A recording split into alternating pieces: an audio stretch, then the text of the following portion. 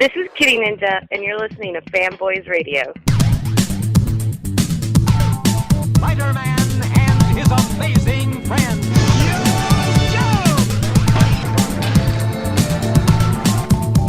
Ring, ring, do your thing. Thundercats,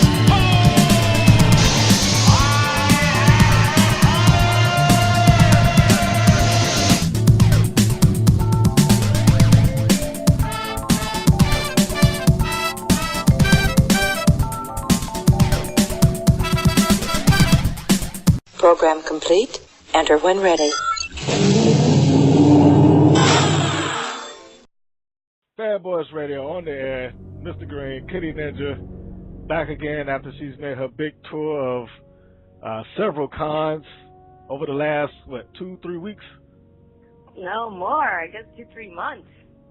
Last 2-3 months, Kitty Ninja's been on a conventions world tour. Well, at least North American tour. Yeah. So, all right, now, before I even begin to go any further, I'm going to assume the last one was in New York. No, I was at anime convention last weekend, Bonsai Con in Columbia, South Carolina. It's an anime convention. Okay, all right. Well, tell me a little something about it.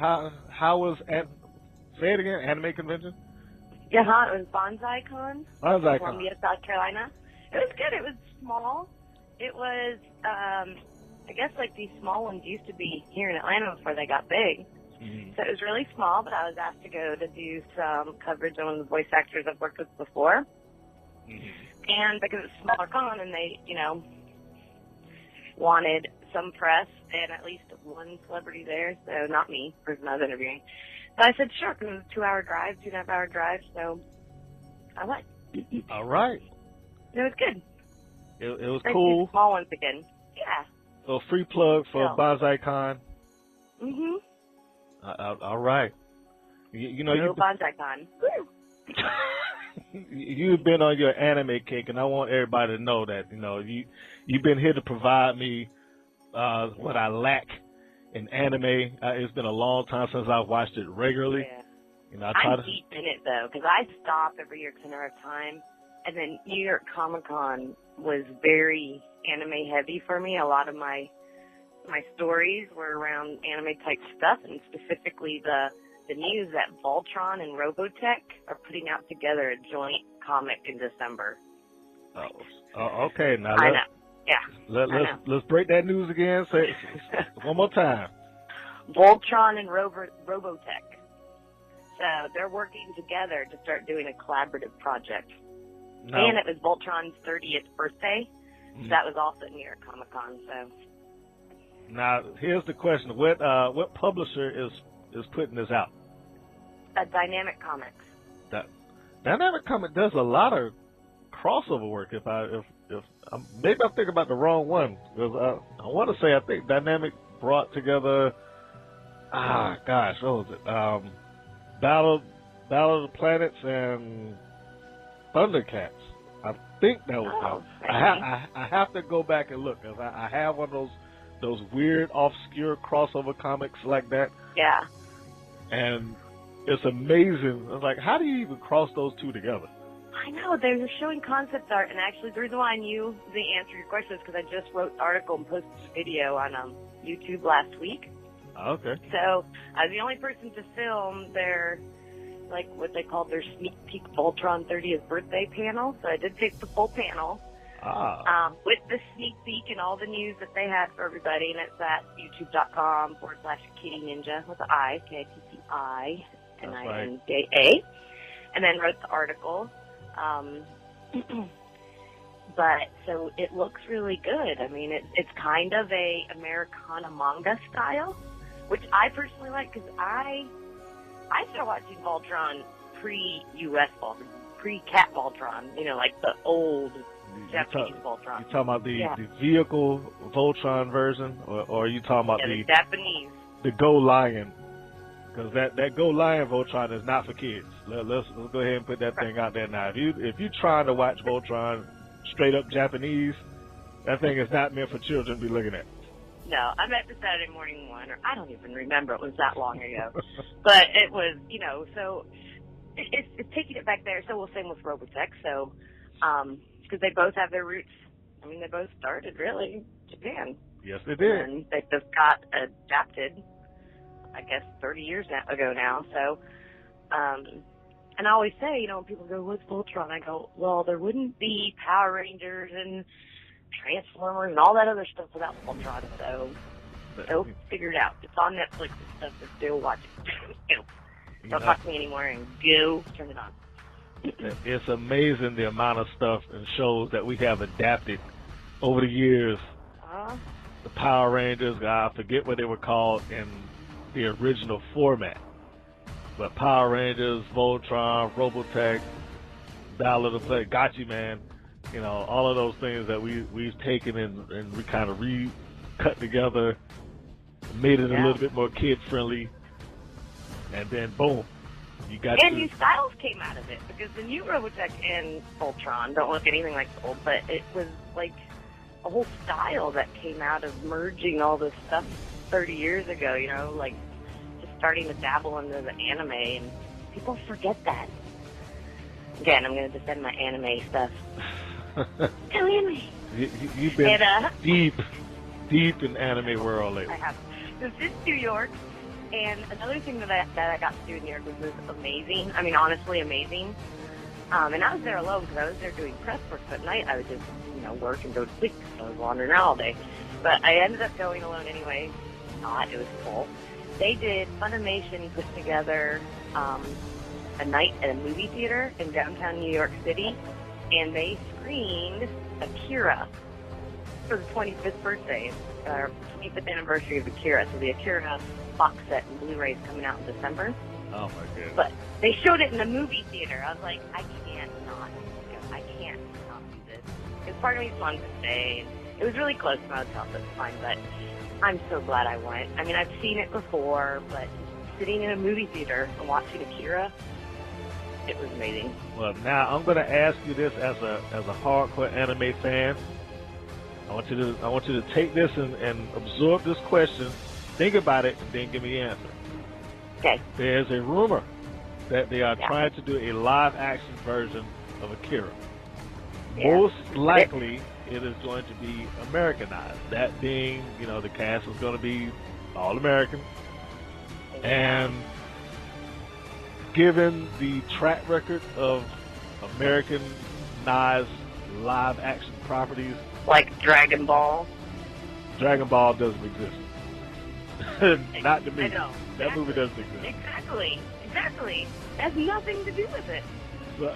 So that being the case, I'm going to ask you now, is that something that you even remotely are excited about or looking forward to?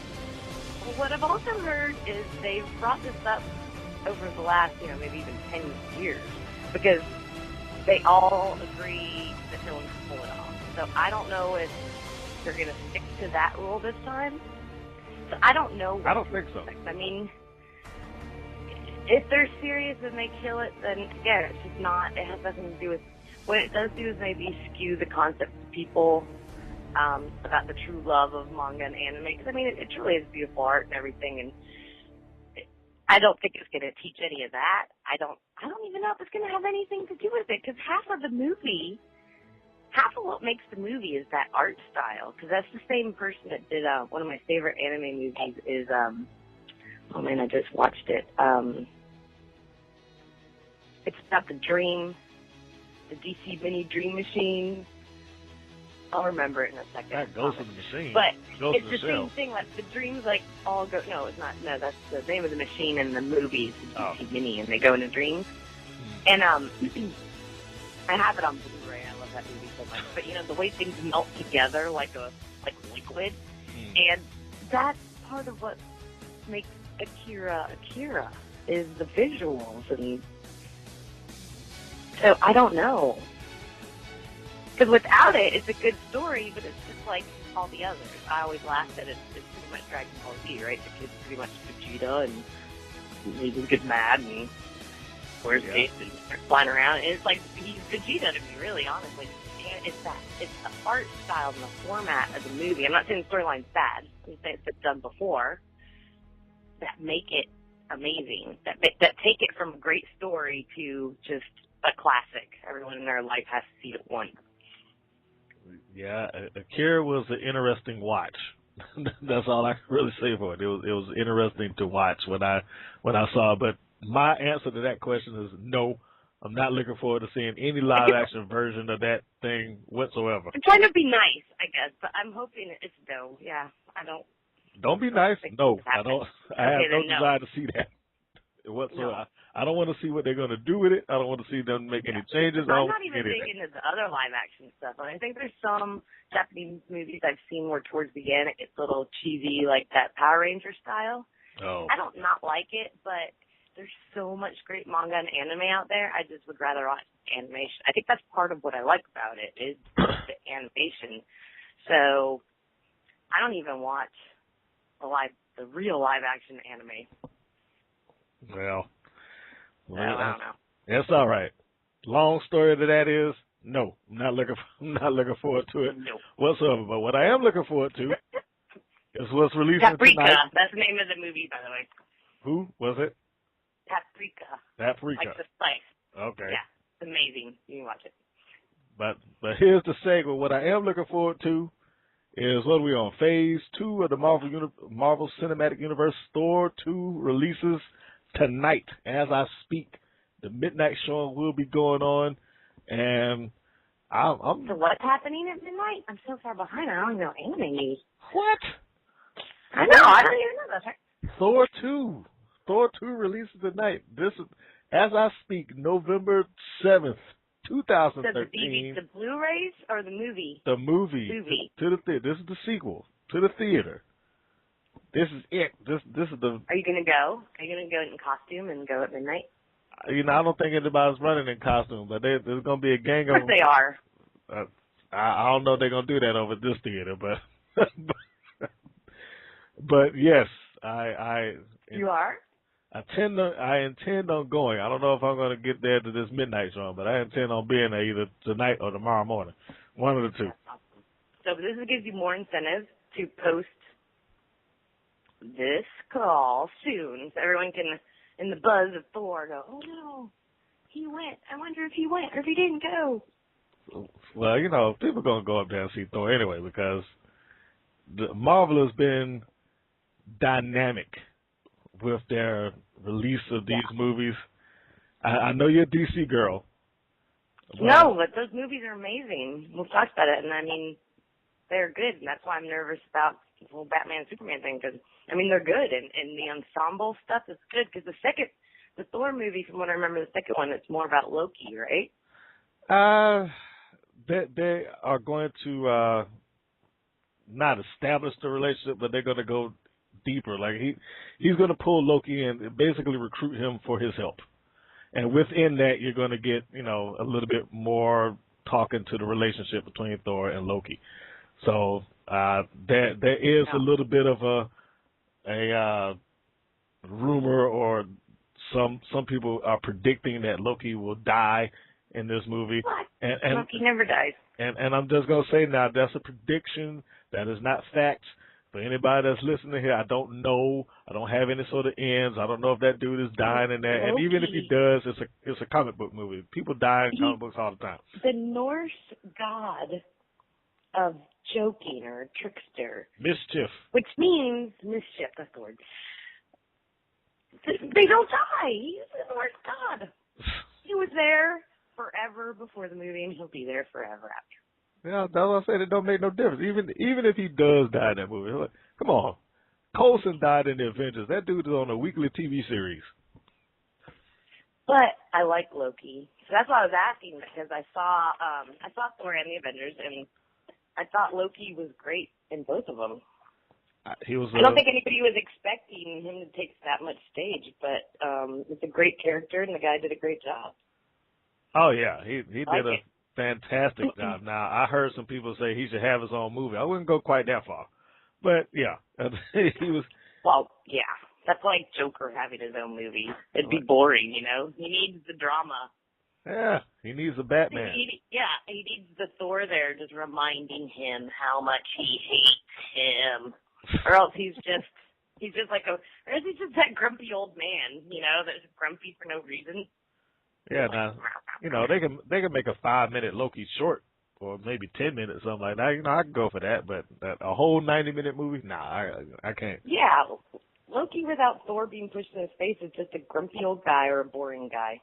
That's it. Now, here's the big question. Being that Kitty Ninja is, predominantly DC bound, have you any plans to go see Thor? Yeah. All right. I loved Thor. And I loved the Avengers. I really did. I thought that movie was amazing. Thor, I liked better than Captain America. I've seen them all. You did? You like Thor better than Captain America? Maybe it's just me, because, most people keep telling me they like Thor, but I was like, I don't know, man. I'm probably biased, because, I grew up on Captain America comic books, so I admit I'm probably biased about that whole thing. I did enjoy Captain America as a movie. Thor was way more of a spectacle. Yeah, well, I think it's because it was short, because the difference for me is there were elements of Captain America that are much better. I mean, the costuming and what was the red guy in the black suit, remember? I'm not a Marvel person, I don't know. That guy with the red face, that was, incredible. The fighting scenes were incredible. His little, I loved his entourage of fighters. I loved the Irish guy. I mean, that whole thing is all really good. It just got really long and wordy in a lot of weird places. It was easy to just disengage and check out. I'd go do other things, and then, something cool would happen, and I'd start paying attention again. But it just got a little long and more like a normal history movie versus a comic movie. Yeah. Like I say, that's my only issue. So it had issues. I mean, it was a better put together movie, I think, than Thor, but Thor was kind of faster. And then, I could say it or I could deny it, and everyone's thinking it. It's eye candy. I mean, it doesn't suck. Like when I sat through the whole Wolverine movie, not a great movie, but whatever. I watched it. Yeah, you gotta watch it. It's a superhero movie. How can you not want to see those? Good stuff. I mean, some can get more, but Thor's very pretty, so it is. That doesn't hurt. Especially when it was in Asgard. Asgard was they did a phenomenal job with that, and I only expect more stuff going to see the second one. I expect it to be beautiful because I think that 90% of that thing is going to take place off of Earth. So that would be amazing. I just remembered they killed my favorite guy already, didn't they? Who's that now? Didn't they already kill the awesome guy, the Asgard guard? What his name be? The Asgard guard, yeah. No, they didn't kill him. Oh, they hurt him. Okay. He was frozen and hurt, but because he's a god too. Heimdall. Okay. Heimdall. Yeah, he survived. I'm ashamed of myself because I learned all my runes years ago. I've got Norwegian blood roaming through me, and I know all the god names, and I'm ashamed of myself for forgetting his name. Same. Now, there is one new segment that I have popped in here for, personal sake, and I'm going to segue off into that. It's my random factoid of the week. Random factoid of the week, Superman 3, which was not by any stretch of the imagination a great movie. That was hilarious, though. For anybody that doesn't know, Superman 3 was released in 1983. It starred Christopher Reeve as the title role of Superman. And within that, they had the hottest comedian at the time, Richard Pryor. Yeah, I know. It's amazing. I don't know how they came up with that combination, but the fact about it is this. The treatment story was originally completed with at least 2 different versions before the film's producers decided to step in and said that it would be a better movie if the writers included the hottest commodity at the time, who I just mentioned, Richard Pryor. The result of that was a lot of cheap laughs and sight gags, and the real kick of it is, despite popular belief, that movie was not a flop. It's a good movie. Most people think that it was a financial flop, but in fact grossed near $60 million in '83, making it the 12th highest grossing movie that year. It didn't help the franchise any, but it did earn money. I remember going to the movie when it came out. I was one of those people. You was one of the people that showed up to see Superman 3? Yep. Well, I'm sure that... It's a Gene Hackman, Richard Pryor movie, but, yeah. Well, they basically replaced Lex Luthor with a Lex Luthor clone in that movie. But I mean, you know, it did well, but it was riding off of the name Superman. Let's be honest here. That thing was going based off of the name Superman at that point. It wasn't a great I don't even movie. remember what Superman did in that movie. He fought a supercomputer. Oh, yeah. The computer that turned the lady into a robot and everything. It was awesome. Yeah. It was ridiculous, but it was awesome. So what's the fact? And the fact of it was that it was looked at as this huge financial flop, and most people tend to take it that way, but it is not. Superman 3 actually did maintain the franchise. It was Superman 4 that drove the franchise of Superman into the ground so much. No, which one was that? That was Nuclear Man. I either don't remember it or didn't see it. I don't even remember it. Or you've erased it out of your memory, much the same way as victims just kind of get rid of those traumatic events in their life. Mhm. Yes, I'm gonna put that into your court. So you probably just decided that movie didn't exist because it's just that terrible. But they also did Supergirl. He was in it. Christopher Reeve was in that one, wasn't he? Yeah. No, Christopher Reeve. You gonna jump me ahead to another factoid. All right, Christopher Reeve was supposed to be in that movie. There was a draft of Supergirl that he was written to be in, but unfortunately for the movie, Christopher Reeve did not do that because I think the plot was originally set that Supergirl was going to be on a mission to save Superman, but he could not come to whatever agreement that was necessary to get him within the get him in the movie, and backed out. And so, of course, it was kind of rewritten. So look at that. You got then it turned into a weird love story. It turned into something terrible. Yeah. So you got 2 random factoids of the week just based off of that. So boom. And as I speak right now, if you are watching this on the YouTube channel, you should be seeing my cosplayer of the week also.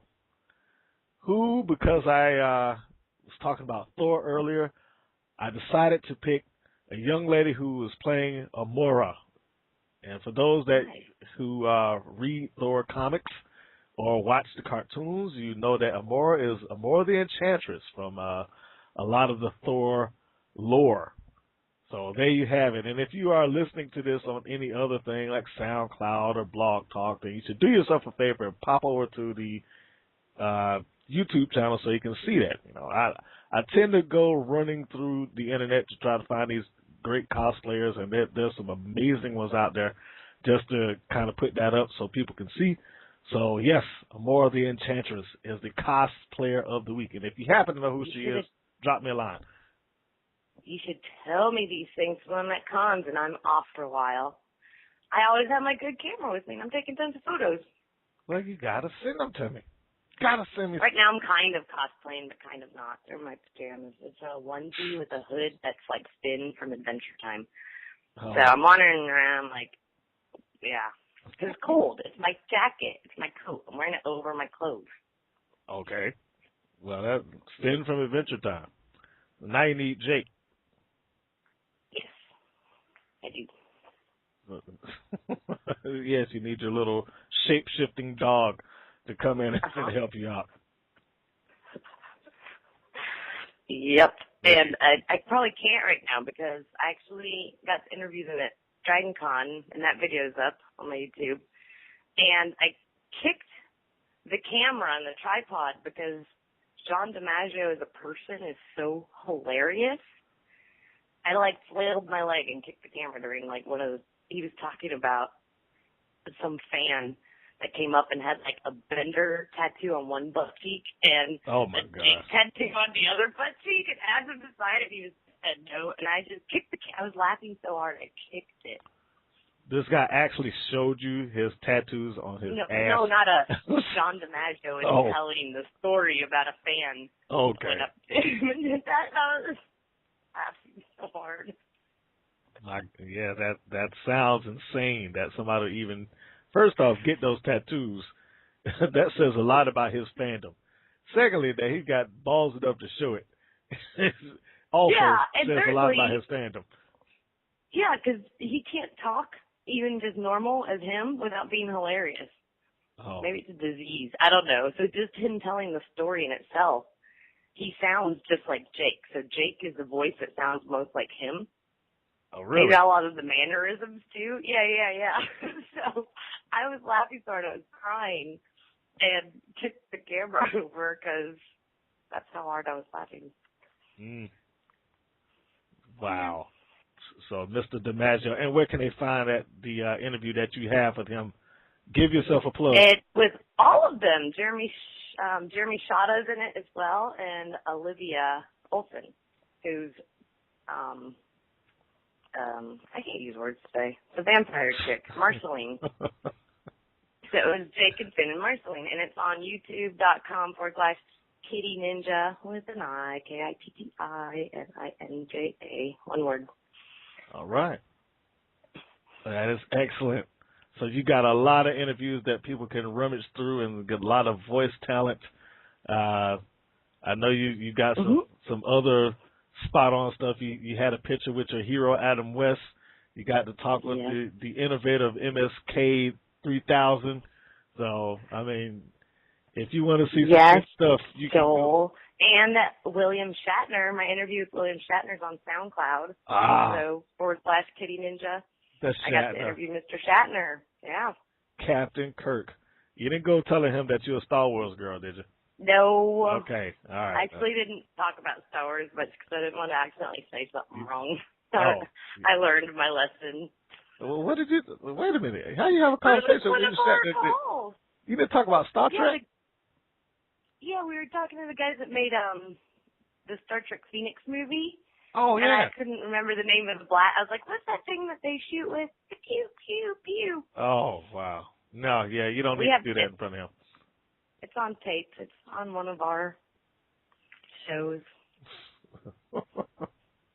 Yeah, free plug for the Star Trek Phoenix guys, who I still think that thing was amazing and awesome. And if you haven't seen it, you need to find it. That was is good. Very good fan movie. I would post it, but I don't want to infringe on them. But yeah, if you haven't seen it, you need to see it. I have Star Wars stuff you can post. So one of the voice actors that anyone that watches anime knows that I've been interviewing and met is Vic Mignogna. And, he's Edward Elric and Fullmetal Alchemist and all that stuff. But another thing that he's doing right now, and he showed it at one of the anime conventions, and it is so well done, it's a little crazy. So he rebuilt the original Star Trek set, like completely. It's a complete exact replica. And he's playing as Captain Kirk, and Todd Haberkorn, who's another voice actor, big name voice actor. I mean, he's in Soul Eater. He's the kid, like he's Fairy Tale, a lot of big names. He's Spock, and the show is made, so it's all original stories, kind of like the next stage of different episodes. But it's even produced and put together to look like the old series. It's kind of amazing. And I think it's called, what site can it be on? I should know this. They got the New Voyages. I believe I come across that on YouTube. So the first episode's available. It's free. And I wish I could remember the name. It's Star Trek. Wow, I am horrible. And I just wrote about it, too. So well, you're going to have to make sure that you send that name over. We can also, on my YouTube page, I have 2 interviews with Vic, and we mention the Star Trek show in it. So they're currently in a Kickstarter trying to get, like, the 2nd and 3rd episodes done, but any Star Trek fans, and I used to watch old Star Trek, and it's impressive. It is really good. It is really good. So it's on YouTube right now, and you can see the first episode, and it is so well done. But it's like they're just continuing the old series in the same format, same style, looks the same, sets the same. That's awesome stuff. And that's something you can share. And you cannot say that there's no true fans out there. God bless those nerd fans. I'll tell you. Yes. And on that note, I think I've run the 30-minute gambit for the week, and I feel good about this one. I'm happy that I got to spill some guts about Thor and anime and my cosplayer of the week. And I know Kitty's going to find me some new ones to put up here also, because there's a lot of cosplayers out there that deserve some attention for the time and effort that they put into their stuff. And last plug for Kitty's page, if you haven't heard her the last 20 minutes, go check out some of them interviews that she's got in there. William Shatner, what is it, Joel McKay? No, I'm wrong guy. Joel. I was about to say the guy from Community. So, wrong Joel. Anyway. I love that. All those good interviews you can find youtube.com/Kitty Ninja, Kitty with an I, and it should be lined up there ready for you to view at your leisure. Yes. Yes. All right. That being said, the show is good. I'm happy that y'all tuned in. Be sure to catch us on SoundCloud, Blog Talk, YouTube, whichever format that you desire, and support the show, man. Hit subscribe and like. Enjoy. Yes, subscribe and like, and I'll link everything onto my site as well. National Nerd, Lifestyle Examiner News, whatever, it's all linked. And enjoy the movie tonight, or at least tomorrow, and the next call, I want to hear all about it. All right. Sounds good. And so for Mr. Green and Kitty Ninja, good night, everybody. Bye. Bye-bye.